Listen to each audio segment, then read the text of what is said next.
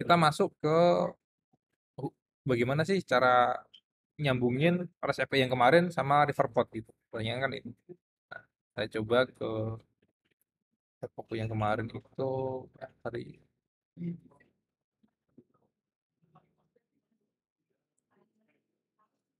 masih kemarin itu. Kayaknya udah sempat aku push ya kemarin. Flutter Integration ini. Ini jadi nanti teman-teman bisa ikutin caranya juga.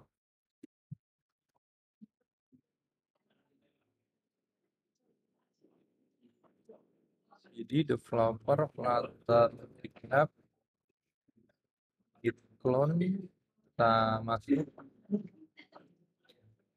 habis itu kita cd Flutter integration kode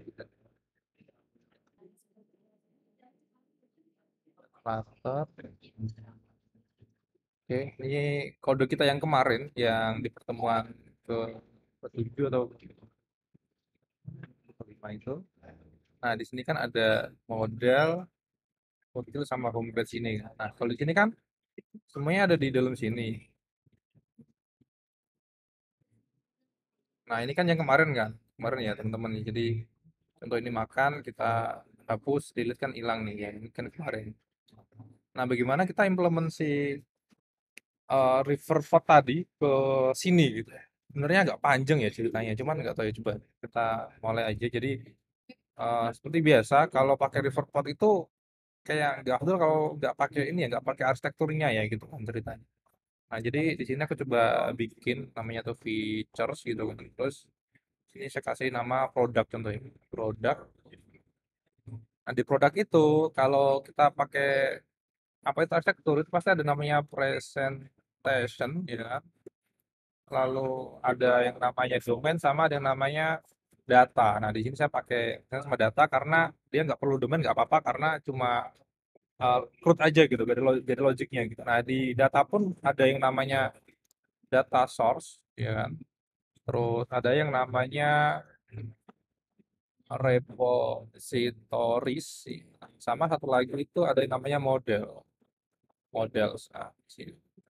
Terus, nah, pertama kita bikin dulu modelnya. Nah, modelnya kan kita sudah pernah ada nih, ya kan? Medical model ini kan. Nah, kita pakai aja yang medical model. Ini saya pindah ke, tidak saya pindah ya. Kita pindah aja deh, pindah ke sini. Oke, nanti ada yang merah-merah, abaikan dulu. Enggak ya, udah otomatis pindah. Nah, terus setelah kita punya modelnya ini, kita modelnya sudah siap ya, kan? Modelnya siap, kita bikin si data source-nya gitu. Nah, data source-nya ini biasanya kalau data source itu sumbernya dari internet, itu kita sebutnya itu remote gitu biasanya. Jadi kayak ini produk remote data source. Data source.dat. Kita bikin dulu di sini kelasnya gitu. Kelas. Nah, di sini biasanya ada kayak interface dan lain-lain. Kalau di sini saya nggak perlu pakai interface, nggak apa-apa, langsung aja. Ini kelas produk, produk, produk remote data source. Ini data source. Oke.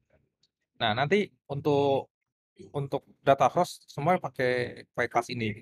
Nah, data source ini dia kan butuh dio gitu kan, butuh koneksi internetnya gitu. Nah, dionya itu contoh di sini saya bikin core-nya. Di sini ada core gitu biasanya ada core. Terus mungkin ada yang spesifik untuk API gitu. API. Nah, di dalam API ini saya coba kasih apa itu kayak endpoint gitu. Endpoint. Jadi semua endpoint saya masukin ke dalam sini nanti. Endpoint, di sini ada kelas endpoint kayak ini. Terus kita bisa pakai static biar enak. Jadi ke static string base URL ini sama nanti static string product URL. Nah, kita tahunya dari mana? Kita pakainya ini. Nah, base URL-nya kita pakai ini. Masukkan ke endpoint di sini. Kalau apa itu untuk produknya itu ini ya, medical. Jadi saya masukkan ke dalam sini. Slash medical. Oke, endpointnya kita udah siap. Terus untuk untuk DIO-nya bagaimana gitu. Nah, DIO-nya itu kita bisa kalau kalau udah besar nanti kita pisah, cuman karena ini dia masih kecil, kita aja kita langsung taruh di sini aja nggak apa-apa nanti. Nah, taruh di sini. Nah, di sini kita coba ambil kelasnya si ini dulu. Kelasnya si get all aja ya. Kalau get all ini saya pindahin dulu ke sini. Kita bermirip ke medical ini. Kita import dulu. Nah, terus untuk dio-nya ini kita bisa bikin terus kayak di sini itu LED gitu, LED dio dengan dio ini. Dio-nya kita import dio-nya. Nah, terus di sini ada kita bisa bikin konstruktornya. Jadi kayak ketika si produk source ini di dipanggil, kita bisa dio-nya kita tambah si option di sini. Nah, optionnya kita kan dia ada option nih. Kenapa? Kenapa dia nggak dipanggil di tiap tiap ini biar biar optionnya itu kita isi sekali doang gitu di sini. Nah, di sini di dio itu dia punya namanya option. Coba. Kayaknya ini. Nggak hafal soal. Nah, optionnya kita udah isi nih ceritanya. Optionnya udah isi. Terus di sini pun kita bisa kayak tambah apa itu kayak timeoutnya, receive-nya gitu kan, receive-nya itu kita bisa isi dulu di sini ceritanya. Terus respon tab-nya gitu kan, konten tab-nya pun kita juga bisa isi nih, gitu, konten tab-nya gitu ceritanya. Jadi apa semuanya bisa langsung di sini gitu ceritanya. Kayak contoh di sini kita bisa kasih kayak respon tab-nya. Respon tab-nya kita pakai apa? Respon tab-nya JSON gitu contohnya. Terus kita bisa kasih juga di sini langsung si header-nya gitu tuh kayak nih header gitu. Jadi header-nya kita langsung taruh sini aja gitu. Kalau di sini kan kita header-nya manual kan gini kan, satu-satu kan. Kita langsung aja taruh sini bisa gitu. Jadi nggak perlu dua kali. Oke, karena ini videonya udah jadi. Nah, get-nya itu kita langsung pakai si ini aja kayak gini nanti endpoint titik produk ini. Terus opsinya udah nggak perlu ceritanya. Nah, kayak gini udah jadi nih ceritanya. Udah jadi apa itu namanya get listnya ini. Si getnya udah jadi nih ceritanya. Nah, setelah itu kita bikin cukup nggak Pak? 10 menit ya. Coba lanjut. Eh, produk data source, repository. Nah, coba ke repository kita bikin yang namanya di sini produk repository. Nah, produk ini nanti kita bikin yang namanya kelas produk repository, ya, repository. Nah, kenapa dipisah lagi gitu? Karena ini dia layer si data source, ini dia layernya si repository gitu. Nah, nanti di sini kita masih ada logic-logic nih ketika ketika data itu dapat bagaimana, ketika data itu nggak dapat gimana, ketika error bagaimana gitu ceritanya. Kayaknya butuh di sini gitu. Nah,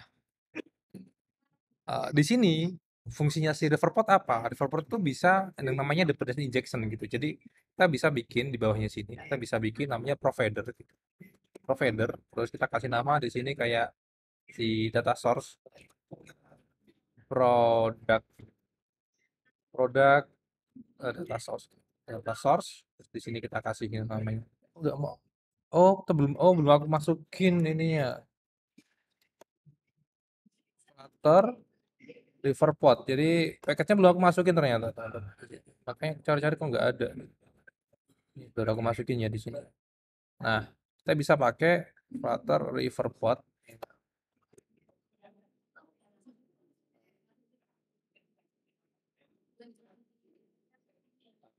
loading nah udah masuk Riverpod-nya nah ini seperti ini jadi dengan cara seperti ini kita sudah memasukkan si produk remote data source ini ke dalam state management juga gitu, ke dalam provider gitu. Dia, jadi kita bisa panggil dari manapun gitu ceritanya. Jadi kita nggak perlu kayak nge-initiate kita manggil ininya gitu.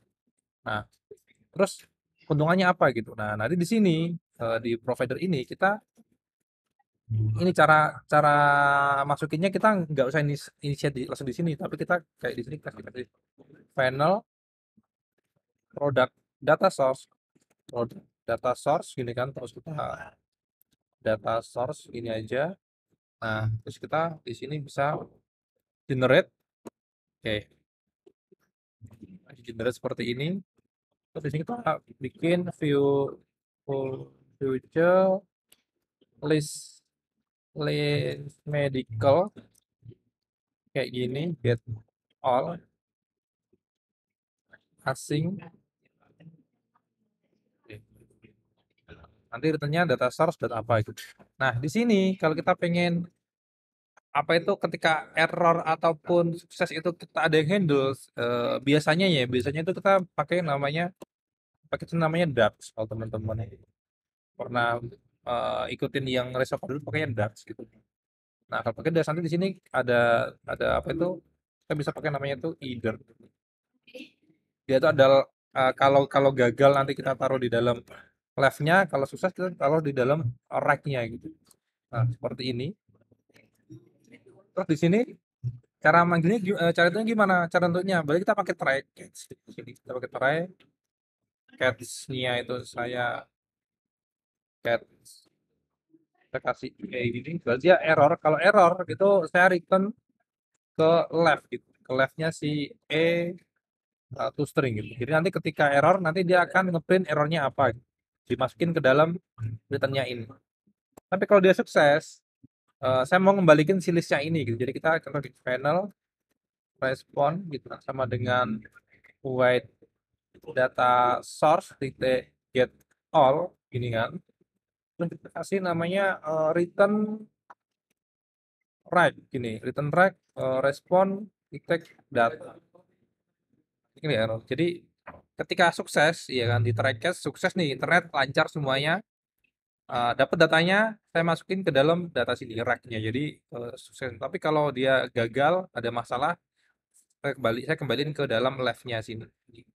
Dia bawa, jadi dia bawa data bener, dia bawa data salah gitu dalam sini. Nah, ini udah jadi si ininya, terus kita bikin providernya juga nih kayak tadi. Kita provider, oke, kita kasih namanya product repository, product repo gini aja. Terus sini kita kasih namanya product repository. Providernya dia minta purport-nya sini.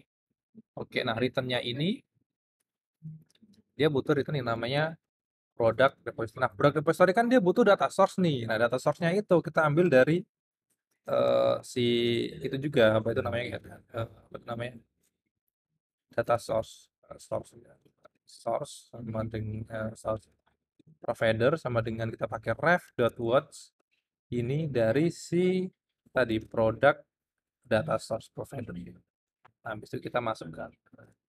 Kenapa harus seperti ini? Jadi kalau seperti ini, si kelas ini tuh independen gitu, independen gitu. Jadi dia ketika ini nanti si data source-nya itu ambil dari kayak mocking data ataupun ambil dari apa itu fake data atau fake fake fake si remote data source fake-nya itu bisa gitu. Jadi nggak harus dari si internet gitu. Jadi kalau kalau di unit testing itu dia independen gitu. Jadi nggak ketergantungan sama si provider ini gitu. Apa ataupun ketergantungan dengan si si data source ini gitu istilahnya, data source ini. Jadi bisa bisa dari mana aja gitu fungsinya. Kayak gitu. Oh itu kalau kita pakai ini ya, kalau abstraksi nanti ya. Cuman di sini kita fungsinya kita bisa ambil si data source-nya lewat river pod, terus kita bisa masukin. Jadi ini sudah ngalir nih datanya ngalir ke sini. Oke, ini sampai sini udah repository itu udah siap gitu ceritanya. Jadi kita bisa langsung masuk ke representation gitu. Nah, representation coba kita bikin namanya product page ya kan. Habisnya ada page gitu ya. Ya kita bikin foldernya deh. Page ini. Terus di dalam page itu kita ada product page. Oke, di sini kita bisa bikin kelas statefulnya gitu kan, STF tapi punyanya si consumer. Kita kasih namanya product. Oke, ini dia butuh ini sama ini dia butuh material. Oke, seperti ini. Nah, seperti ini si class product ini udah jadi nih. Nah, kita bisa sini kita bikin lagi yang namanya product page controller. Nah, ini mirip yang saya bikin tadi ya. Apa itu dia extend ke state notify gitu. Jadi di sini kita class product page eh, controller ini terus dia extend ke state notifier. Terus di sini kita pakainya di ini namanya async value. Async value. Async value di sini kita kasih list medical. Ini satu lagi masuk ya sini. Nah, dia butuh supernya gini. Dia butuh supernya. Terus supernya ini dia page. Tab di sini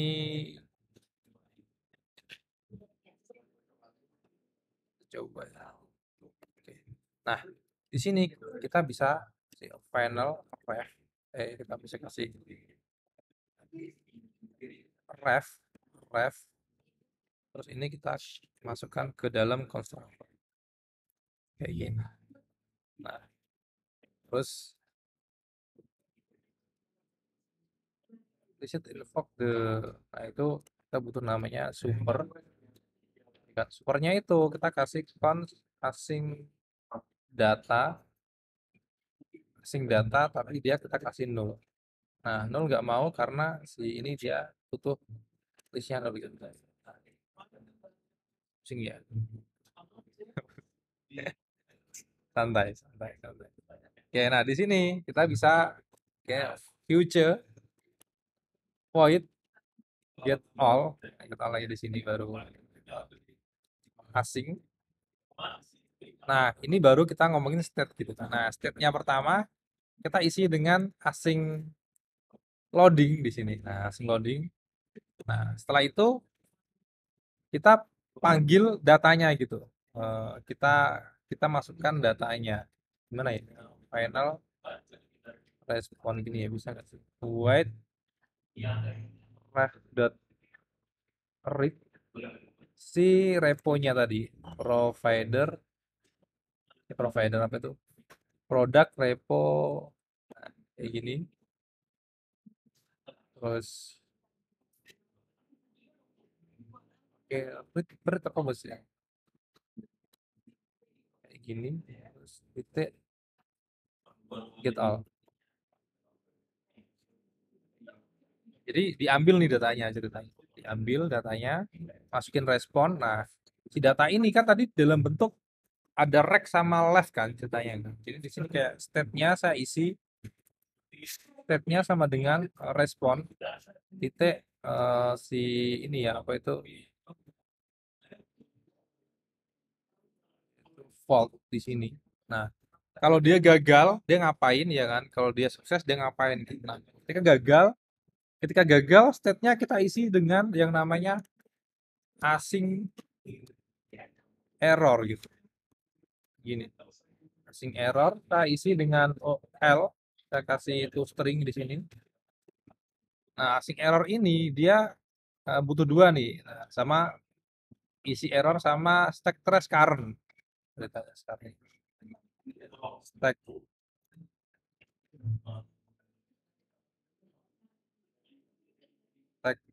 trace current seperti ini. Terus kalau dia sukses, dia ngapain? Dia ngembaliin R-nya.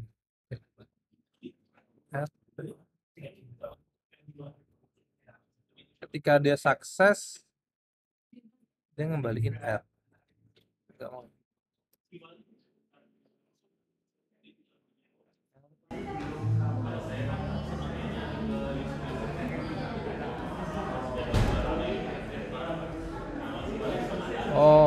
ketika dia sukses dia manggilin namanya async data, kita masukkan CR-nya. Nah, kayak gini.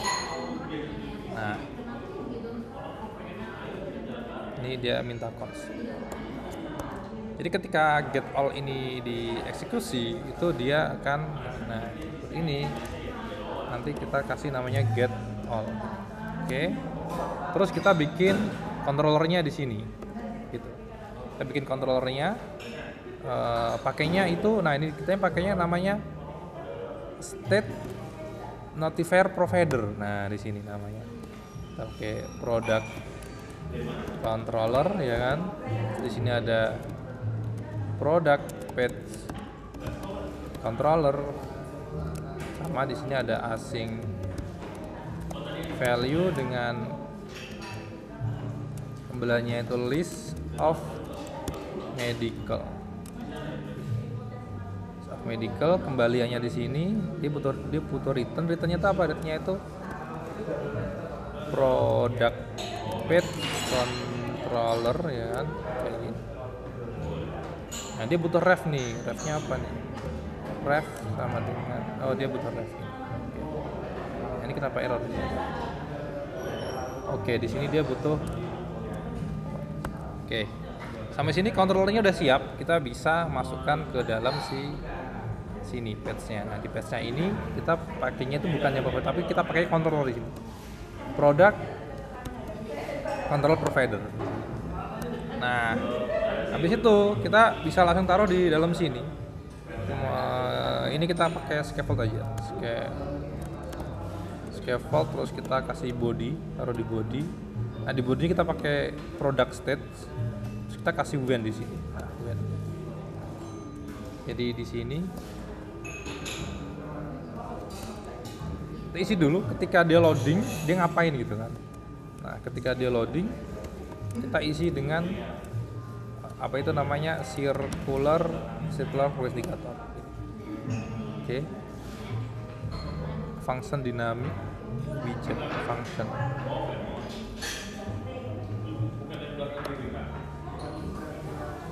Oke. Terus ketika error dia ngapain gitu? Ketika error kita cek dulu ada error sama ini masalah. Terus kita print aja gitu kan, pakai teks, kita buka errornya gitu, terus string. Nah ini ketika datanya sukses dia masuknya ke data sini ceritanya, ke data sini kita bungkus datanya. Terus nah di sini nih tugas kita di sini. Kita cek dulu karena datanya dia list of null kan ini list medical tapi nullable kan. Jadi kita cek dulu nih ceritanya. Jadi kayak if data sama dengan null, kita return aja tuh, return txt no data gitu. Nah ini. Nah, tapi kalau enggak ya kita langsung return aja di sini. Ada return, kita buatkan dia list view builder ini, list view builder. Terus ini kita kasih index ini. Lalu di sini kita bisa bikin yang namanya apa itu namanya tuh?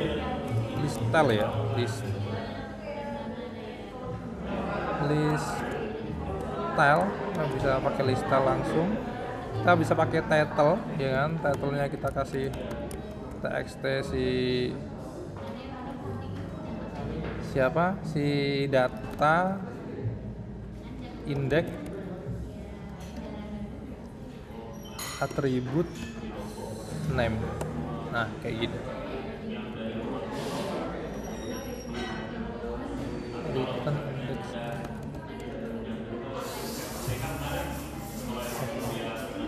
return kayak gini. Sama mungkin subtitlenya kita isi dengan txt data index atribut description. Oke. Jadi gini, kalau dia kosong dia null. Nah ini kita nggak sampai sini nih karena list view itu dia butuh yang namanya count ya, item count-nya kita isi dengan data tidak left. Oke, sampai sini udah jadi. Kita tinggal patch-nya coba kita, tapi nanti dia bakal numpuk kalau salah. Tapi kita coba dulu. Kita masukkan ke dalam main. Nah, seperti tadi syaratnya itu ini kita bungkus dengan provider scope kayak gini. Nah, invite. Oke. Terus si homepage-nya kita pakai product page ya. Kayak gini. Terus ini kita matiin dulu terus kita running.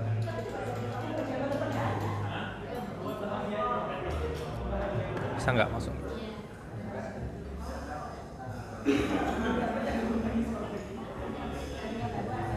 Nah, sudah masuk ya datanya ya teman-teman ya. Datanya udah masuk. Ini data dari internet ya.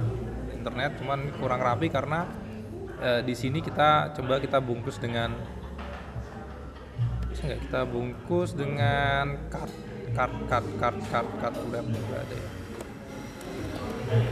Card. Dengan card ya udah lumayan bagus kan dengan card seperti ini.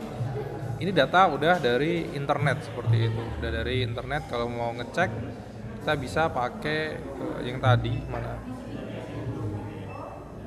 ini APA, kita bisa pakai internetnya medical. Nih datanya ini ya, paracetamol, Rinos, obat batuk. Nah, emang agak ribet, cuman kalau kita seperti ini itu kita udah ada layeringnya, terus kode itu independen gitu, jadi nggak nyampur dan kita bisa kerja sesuai dengan scope masing-masing. Itu ada tim nih, ada satu project gede gitu kan, project gede dan itu ada 10 fitur gitu, 10 fitur. Nah, satu fiturnya itu ada satu tim gitu. Nanti ya berarti ada 10 tim yang kerja di satu code base yang sama. Jadi kalau ada layeringnya itu enak gitu ya. Oh, ini produk ini tim 1, terus nanti ada voucher tim 2, nanti ada authentication tim 3 kayak gitu. Jadi dia akan nggak akan ganggu kode orang lain seperti itu. Itu konsep arsitektur sama si state manajemennya itu membantu untuk komunikasi antar layer tadi sebenarnya. Intinya seperti itu. Oke, dari saya untuk penjelasan basic Reverpod-nya juga sudah, terus implementasi REST-nya juga sudah, walaupun cuma dikit aja gitu, sudah 1 jam lebih kayak gitu, jam lebih sebenarnya. Terima kasih.